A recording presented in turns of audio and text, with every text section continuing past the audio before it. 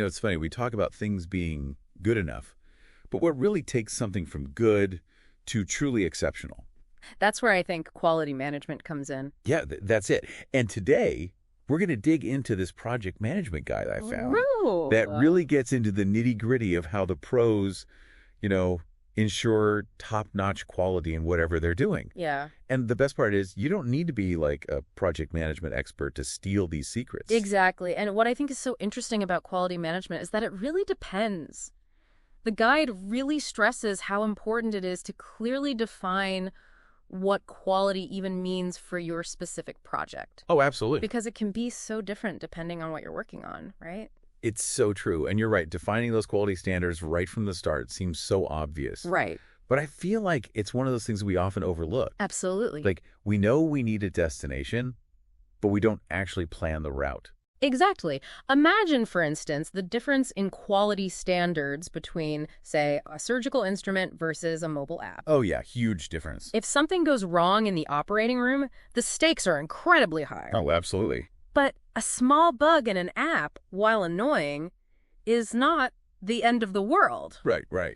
Yet, in both scenarios, quality is essential, but it looks very different. That is such a great comparison because it really highlights how context is everything when we talk about quality. So how do we even begin to define these standards? Well, the guide breaks it down into 3 core steps. Okay. Almost like the foundation of any good quality management plan. I like it. The pillars. Yeah, the pillars holding everything up. The first one is all about determining those must-haves, those quality standards that absolutely have to be met for your project or product to even be considered a success. So it's like, okay, you're baking a cake. You got to have that recipe, right? You don't just throw ingredients together. Exactly, precisely.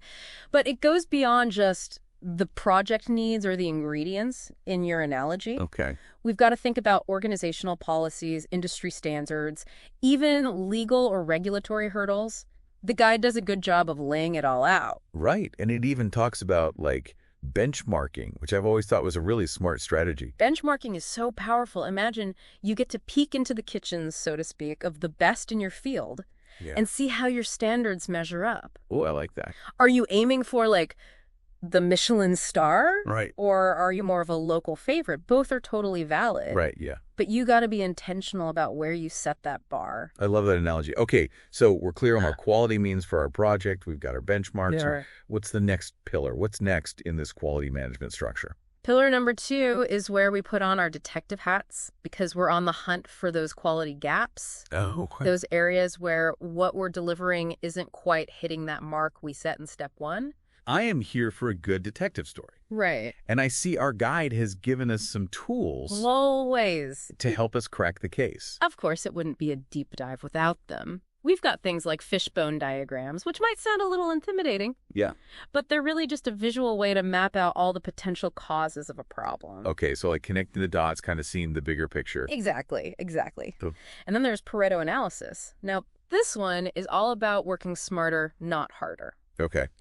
It's based on this idea that roughly 80% of the effects that we see come from just 20% of the causes. Okay, so how could I use that, like, in my everyday life? How could I use Pareto analysis? Let's say you're feeling super overwhelmed by your to-do list, right? Oh, always. With Pareto analysis, you would focus on identifying those 2 or 3 tasks that will have the most impact and tackle those first. Gotcha. It's about prioritizing for maximum effectiveness. So it's like, what domino can I knock over that'll have the biggest chain reaction? Exactly. And then we have control charts, which sound very official. They do. They sound very official. But they're incredibly useful. Think of it like a line graph that's tracking a specific measurement over time. Okay. It could be anything. Website loading speed, the number of defects in a production line, even how many times you hit the snooze button in the morning. Okay. And the control chart basically helps you see if things are generally stable or if they're starting to veer off track. So it's like an early warning system. Exactly. Or any potential quality issues. Precisely. And then once we've kind of used these tools to pinpoint those gaps, it's all about brainstorming solutions, Great. which kind of leads us into that third and final pillar. So this is where we get to be creative, right? This is where the brainstorming and I see the guide mentions things like process improvements, maybe even bringing in some new technology. Yeah, exactly. To kind of shake things up. It's about really examining those processes, maybe tweaking those workflows, maybe investing in some better equipment. It all depends on what your specific quality gap is and how you can best address it. So we've defined our quality standards. We've put on our detective hats. Right. We found and hopefully fixed the gaps. Right. Are we done with this whole quality management thing? Is that it? Well, not quite. Here's the thing about quality. It's not so much a destination as it is a journey. Okay. It's constantly evolving. Which brings us to that third pillar that we just started to touch on, continuous improvement. I love that because it's not just like, check the box, we're good, move on. Right? It's got to be an ongoing process. Yeah. So what does that look like in the real world? What does continuous improvement actually look like? The guide recommends a few things. Regular quality audits, for one. Okay. That's where you step back and say, okay, are our processes still aligning with those goals we set way back when? Are we still delivering on those quality standards? Like a progress report. Yes, exactly. And gathering feedback, whether that's from customers, clients, even your team members. Right. You want to make sure everyone has a voice. Absolutely. And that you're constantly learning and improving. And I imagine in some fields, like continuous testing is a big part of that as well. Oh, absolutely. Think of software development, for example. They have multiple layers of testing throughout that entire process. Yeah. It's all about catching those issues before they snowball into something bigger. Right. Get them early. So that's 3 pillars of quality management, at least according to our guide here. But I'm seeing this whole other section on like the actual tools we can use to make this happen. The tools of the trade section. Don't worry, you don't need a fancy toolkit or anything. In fact, some of them might surprise you with how simple they are. Well, you know me. I love a good surprise. So walk us through it. What's the first tool we've got? The first one is something called a quality management plan, which sounds very official. It does sound very official. But it's actually something anyone can create. Okay, so break that down for me. What is a quality management plan? Think of it like a roadmap Okay. for achieving your quality goals. It outlines those specific metrics that you'll be using to measure success. Right. Like, if your goal is to reduce customer complaints by 15%, how will you actually track that? Yeah. What strategies will you put in place? The Right. plan lays it all out. So it's like the quality constitution, like the rules and guidelines everybody agrees on. Exactly. And it doesn't have to be this incredibly complicated document. Even something as simple as a one-page document can be really helpful in keeping everyone on the same page and working towards those shared quality goals. I love that. Okay, what's next on our list of quality tools? Next up, we have flowcharts, which I know probably takes you right back to school. Yeah. But trust me, they're making a comeback in the business world, and for good reason. Okay, why is that? Why are flowcharts having this big resurgence? What makes them so valuable? It's all about visualization. A flowchart is basically a visual representation of a process, showing all those steps involved from start to finish. Right. And by seeing the process laid out this way, you can often identify bottlenecks or those areas where things might go wrong before they even happen. So it's like having X-ray vision. Exactly. And it's not even just about, like, troubleshooting problems before they occur. Right. Flowcharts can be super helpful when you're trying to improve an existing process. Yeah. Because when you see everything laid out visually, Yeah. you can often find ways to streamline things. Right. Get rid of unnecessary steps or just make the whole thing more efficient. Okay, so flowcharts, they're back. Yeah. I'm adding that to my list for sure. Right. What else have we got? What other tools? Okay, this next one might sound a little intimidating, but it's based on a really simple idea. Statistical sampling. Okay. So imagine you're baking a batch of cookies. You're not going to eat every single one to make sure they taste good, right? Well, I mean, I might, but Well, yeah, okay, fair I enough. see what you're saying. You probably just try 1 or 2 from the batch, right? Right, yeah. And that's essentially what statistical sampling is. Okay. Instead of testing every single product or item, you can just take a small sample Okay. and use that to get a sense of the quality of the entire batch. So working smarter, not harder, just like the Pareto analysis. Exactly. And this is especially helpful when you're dealing with huge numbers of products or data. Right, where you can't possibly... It's just not feasible to check everything. Makes sense. Now, the guide also mentions something called Six Sigma. Have you ever heard that? Oh, yeah, of course, Six Sigma. I feel like I've heard it, but I don't really know what it is. Yeah. Is it one of those buzzwords? Or is it legit? Well, it's definitely become a bit of a buzzword, but it's a real thing. Okay. Six Sigma is all about reducing variation in your processes. Okay. Think of it this way.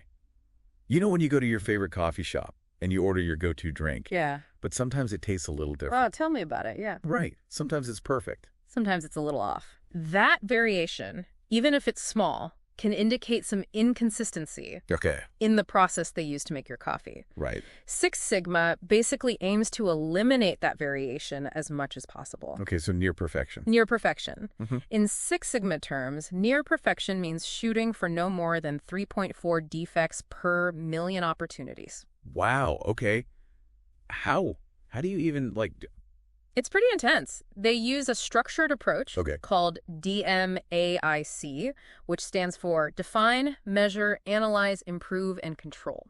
Okay. So let's stick with the coffee shop example. I'm here for it. I want better coffee. Okay, so first, they define the problem, inconsistency in their lattes. Right. Then they would measure it maybe by doing blind taste tests or Sure. gathering feedback from customers.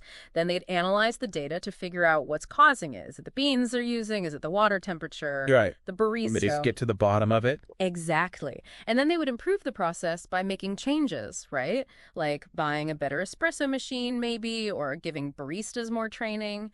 And finally, they'd control the process to make sure those improvements actually stick. Right. So they'd constantly be monitoring and tweaking things to make sure every latte they make is as close to perfect as possible. So it's not just about finding a problem and fixing it. It's about creating a system that prevents it from happening again. Exactly. And what's really cool is that Six Sigma can be used in all sorts of industries. Right. It's not just coffee. I can see It's that. a very versatile approach. Okay. And then, last but not least, we have our control charts, which we talked about earlier. Right.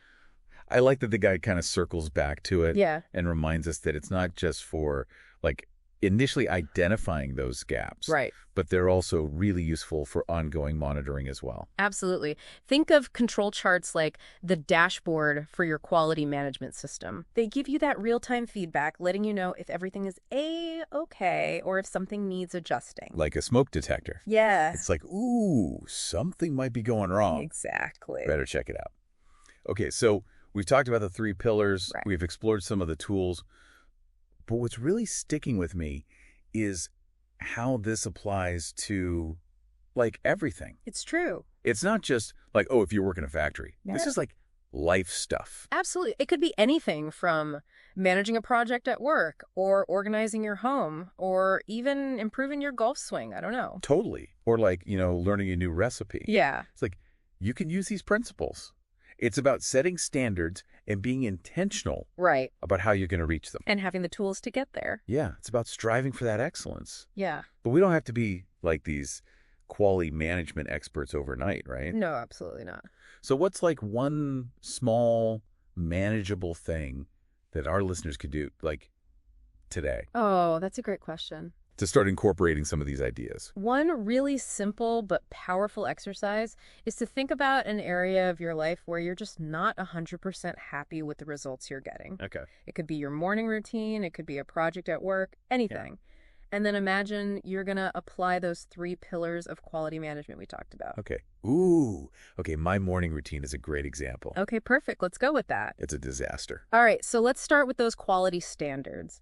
What does a successful morning routine look like to you? Okay, so for me, a successful morning routine means I wake up feeling rested, I actually got sleep. Okay. I have time to have a good breakfast and maybe even squeeze in a quick workout. Okay. And I get to work, feeling calm and ready to tackle the day. Okay, love it. So you've defined your quality standards. Now let's think about the gaps. What's preventing you from achieving that ideal morning consistently? Well, the biggest gap is probably the snooze button. I am the queen of hitting snooze 10 times. And then that just throws off my whole morning. Of course. And then I also tend to scroll through my phone first thing in the morning, which is the worst thing to do. Whoa. It makes me feel more stressed, more rushed. Totally. So those are some big gaps. They are big gaps, but you've identified them. Now think about how you could use the tools we've discussed to actually address them. Okay, so instead of just saying, I want to stop hitting snooze, which I always do, I could actually use a control chart Right. to track how many times I hit it Yeah. and see if there are any patterns or if what I had for dinner the night before affects it. Exactly. You start to see those trends and correlation. I'll see what I need to change. Exactly. I love it. And then you could use a flow chart maybe to map out your ideal morning routine. Yeah. So you can visually see each step. Love it. And pinpoint any bottlenecks. Like maybe you're trying to do too much in that hour before work. Oh, 100%. Like, I'm very ambitious in the mornings. So just by taking the time to really think it through, define those standards, identify the gaps. I feel like I could have a more successful morning. There you go. It's like my mind is blown. It's quality management. It's amazing what a little intentionality can achieve. Right. This is great. Okay, so, if somebody's listening to this and they're like, all right, I want to actually do this. I don't want to just, like, think about it. Right. What are, like, the top 3 takeaways? What should they really remember from this whole conversation? Okay, top 3, let's see. I think number 1 has got to be quality is not just something that happens. Right. It takes planning. It takes effort. It's intentional. It's intentional, exactly. So like you said, baking a cake, you need that recipe. Yes. Don't start a project without first defining what good even looks like. Okay, love it.